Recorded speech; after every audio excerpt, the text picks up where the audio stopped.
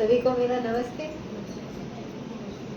मेरा नाम संगीता जाट है और मैं छोटे से गांव हसन पाटिया की रहने वाली हूँ और विनायक स्वयं सहायता समूह की मैं अध्यक्ष हूँ और राधा स्वामी ग्राम संगठन की भी मैं अध्यक्ष हूँ और नारी शक्ति स्वयं सहायता CLF की भी मैं अध्यक्ष हूँ।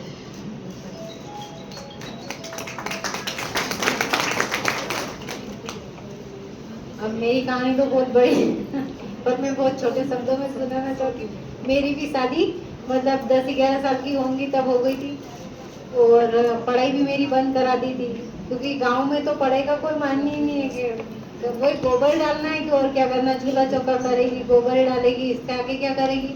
तो बोले पढ़ना वढ़ना कुछ नहीं और काम कराओ। कहीं काम कर रहा तो कहीं हिकाड़ियो नहीं बढ़ता हिकाड़ देता। तो ऐसे करके मेरी पढ़ाई भी छुड़ा दी गई थी। उसके बाद कम से कम 20-25 रुपए मजदूरी थी सर उस टाइम पे। 25 रुपए 20 रुपए कोई मतलब रोज जाते थे वो 20 रुपए देता था और जिसको ज्यादा जरूरत होती थी मजदूरों की वो 25 रुपए दे देता था और उससे भी ज्यादा जरूरत होती थी तो 50 रुपए दे देता। मजदूरी मैंने भी करी क्योंकि खेती हमारे थी लेकिन उसमें पानी नहीं था तो उसकी वजह से वो साल पे देते थे और जिसके पास पानी होता था उसको साल पे दे देते थे और हम जो रोज जाना तो जाना ही मजदूरी। फिर ऐसे करते करते मेरे मतलब ससुर मेरे को खेत से लेके आए, बोले कि तू रोज रोज बोले नहीं कि हमारे पंचायत वाला कहीं काम नहीं होता है। वो एक सर है उन्होंने बोला कि चल के थारे बड़े घर कोई आया है जुड़ा वास्ते के। तो स्वयं सहायता समूह से मेरे ससुर का बड़ा योगदान है। फिर वो समूह से जुड़ी, समूह से जुड़ने के बाद मतलब आपको मैं क्या बताऊं कि जो मैंने सब कुछ पीछे छोड़ रखा था वो सब कुछ मेरा आगे आगे वापस। और जो मैंने सपने पहले देख रखे थे, बुने थे कि मैं ये करूंगी वो बनूंगी, जैसे आप आज बैग टांग के सूट पहन के, ऐसे मेरी भी बहुत इच्छा थी कि मैं भी पुलिस बनूं। मेरी बहुत इच्छा थी सर कि मैं एक दिन टोपी लगाऊंगी, डंडा हाथ में रहेगा, ऐसी मेरी शुरू से बचपन से मेरी बहुत इच्छा थी। लेकिन ये कुछ भी नहीं हो पाया क्योंकि पढ़ाई भी छुड़ा दी गई थी। उसके बाद मेरी शादी कर दी गई थी तो मैं बहुत दुखी होती थी। किसी को देखती थी ना आए दिन के मतलब ये मेरा कैसी होके जाती हूँ और मैं खेतों में काम करती हूँ। उसके बाद कोई मेरे से मिलने भी आता था ना, मेरे को ऐसा लगता था कि कोई भी मत आओ मेरे पास। ऐसे धीरे धीरे करके चलता रहा। फिर मैं समूह से जुड़ी, समूह से जुड़ने के बाद बैठकों में जाना आना मेरा चला रहता था। फिर धीरे धीरे सर लोगों का भी आना करना, फिर इससे मेरी चमक बढ़ती गई। जो मेरी चेहरे की चमक चली गई थी ना वो समूह से जुड़ने के बाद आई। कैसे आई, जैसे बैठकों में जाना, वहाँ पे ज्ञान की बातें करना, रहन सहन, बोलना चलना, खाना पीना, हर बात में परिवर्तन आता गया। फिर मैं तो मेरे में परिवर्तन आया, मैंने मेरे घर वालों को में परिवर्तन। लोग पहले बोलते हैं ना कि पहले घर सुधारो फिर बाहर सुधारो। फिर मैंने मेरी सास को भी समूह में जोड़ा। मेरी सास को जोड़ने के बाद उनका भी पंचायत में ले जाना करना, धीरे धीरे सब होता रहा। फिर मेरे जमीन में जैसे पानी नहीं था तो मैं एक दिन गई वहाँ पे पिपलोदा और सर को बोला कि सर मेरे सब कुछ है लेकिन सर आप एक काम कर दोगे ना कि मतलब मेरे को कहीं से पैसे की व्यवस्था करा दोगे ना, तो मतलब ट्यूबवेल अगर मेरा लग गया तो मेरे तो घर वाले मेरे को देवता समझेंगे ना। तो सर ने बोला कि कोई बात नहीं दीदी कि आप बैठक करो, महिलाओं से सहमति ले लो। मैंने बैठक करी 20 तारीख की। फिर बैठक करके ने सहमति सब दीदियों ने बोला कि कोई बात नहीं आप लो, एक बार आप ले लेते हो दूसरी बार हमको भी दिलाना। तो मैंने कहा पहले मेरे को ले लो फिर आप दूसरी बार ले लेना। तो बोले कि ले लो। फिर ट्यूबवेल में 300 फीट पे इतना पानी निकला सर। और आज मैं लखपति क्या आपको, लखपति तो मैं उस दिन से ही हो गई थी जिस दिन से समूह के पहले पड़ाव को चढ़ी थी, है ना। क्योंकि ट्यूबवेल लगने के बाद फिर मेरी 3 फसलें होने लग गई। पहले सिर्फ एक ही फसल होती थी सोयाबीन की, उसके बाद चने अगर हो जाते थे तो सही, नहीं तो वो भी ठंड में जल जाते थे, कर जाते थे। अब मेरे गेहूं, चने और प्याज, लहसुन और अभी गर्मी के मूंग, तिल, ये सब सर मेरी अच्छी फसलें होती है। ऐसे लखपति बनी ना मैं, मेरी 2 गुण आई तो ऐसे भी हो गई। फिर मैं मतलब सबसे लड़ झगड़ के, मेरा लड़का सिर्फ 12वीं पढ़ के बंद हो गया था। 12वीं पढ़ के बंद हो गया। उसने बोला मम्मी मेरी नौकरी तो कहीं लगने वाली है नहीं। मैंने कहा ऐसा क्यों बोलता है रे? तो बोले कि अच्छा तू लगा के बता दे। तो मैंने कहा कोई बात नहीं। मध्य प्रदेश शासन द्वारा जो भर्ती निकली SIS की, तो मैं पिपलोदा गई उसी दिन। मैंने कहा सर कुछ भी करो लेकिन मेरे लड़के की नौकरी लग जानी चाहिए, ताकि मेरा भी आपका भी एहसान रहेगा, मेरा भी मेरा बेटा मानेगा कि हाँ मेरी माँ ने मेरी नौकरी लगवाई। तो मेरे हस्बैंड ने, मेरे सास ने तो बोलने लगे कि रेवा तो छानी मानी वही जो था, बाप तीन था माँ तीन कीर्ति कहीं नहीं हो, तू नौकरो लगावन जाती। मैंने कहा कि हाँ मैं लगाई नहीं बताऊंगा नौकरो। तो फिर मैं गई, सर उसकी नौकरी लगी।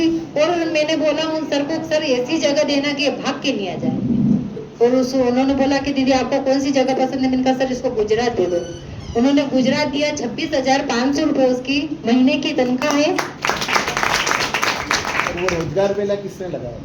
रोजगार मेला सब जिले की तरफ से लगा था ना। हम लोग रोजगार मेले भी लगाते हैं, उसमें प्राइवेट सिक्योरिटी कंपनियां होती है, उसमें इनके बेटे का सिलेक्शन करवाया कि भाई 12वीं पढ़ा हुआ है, इन्होंने जिद पकड़ी तो हमने उसका सिलेक्शन करवा दिया।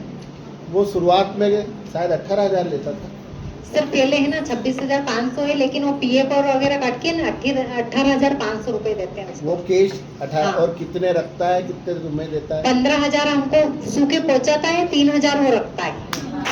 तो लखपति तो मैं वहां से भी हुई है ना। फिर ऐसा हुआ कि मेरी लड़की है, उसकी बोले कि अब शादी कर दो। अब पढ़ानो करनो कहीं भी नहीं, जमानो देखी रही नहीं कैसो चाली रोन कहीं चाली रोन। फिर घर में मनक भी कौन कौन कटे ध्यान रखें कहीं करें। मैं कीधो का सब तुम्हारे ध्यान भी रख लूंगा, सब कर लूंगा। तुम तो ऐसो करो कि यानी छोरी ने मतलब मैंने मेरे पापा के यहाँ पहुंचा दिया। पापा के यहाँ से मेरे पापा भी बोले कि यार सब था ससुराल वाला की इच्छा है तो तू कहीं भी कर। सर मैंने यहाँ से अभिलाष सर से, DPM सर से, इनसे बात कर। मैंने कहा सर कुछ भी करो लेकिन मैं इसको पढ़ाना चाहती हूँ। तो बोले कि दीदी कहाँ पहुँचाओगे? मैंने कहा सर इंदौर पहुँचाना चाहती हूँ मैं इसको। फिर सर लोगों ने इनसे भी किसी से शायद बात करी, हॉस्टल में वहाँ पे बात करी। और सर आज वो अच्छी पढ़ाई कर रही है और हॉस्टल में इंदौर है और अभी तक भी है। लोन लिया उसकी फीस के लिए? उसकी फीस के लिए मैंने शुरू 1 लाख लिया। और हॉस्टल में वहाँ पे भी गई ना, तो शुरू तो मेरे को भी डर लगा कि क्या पता सबसे लड़ाई करके मैं इसको पहुंचा रही हूँ। 6,000 रुपये तो वहाँ पे रहने खाने का उसका वो। फिर वहाँ पे दूसरी जगह कॉलेज में इनमें भी फीस जमा कराते इकट्ठी, क्योंकि अपने इधर का थोड़ी तो थोड़ा बाकी रख ले। तो उधर भी उन्होंने इकट्ठा जमा करवाया। उसके बाद फिर मैं यहाँ पे आई तो बोले कि कराई था मन की नहीं, अगर कहीं भी ऊंच नीच लगी है ना तो यहाँ घर में थी रिटायरमेंट ले लीजिए। अच्छा ठीक है। स्कूटी भी चलाना सीखी। उसके बाद मैंने मेरी बच्ची को इंदौर पहुंचा के मैंने भी 10वीं पास करी है दीदी। शादी के 20 साल बाद फिर मैंने भी 20 के असर 25 साल हो गए होंगे।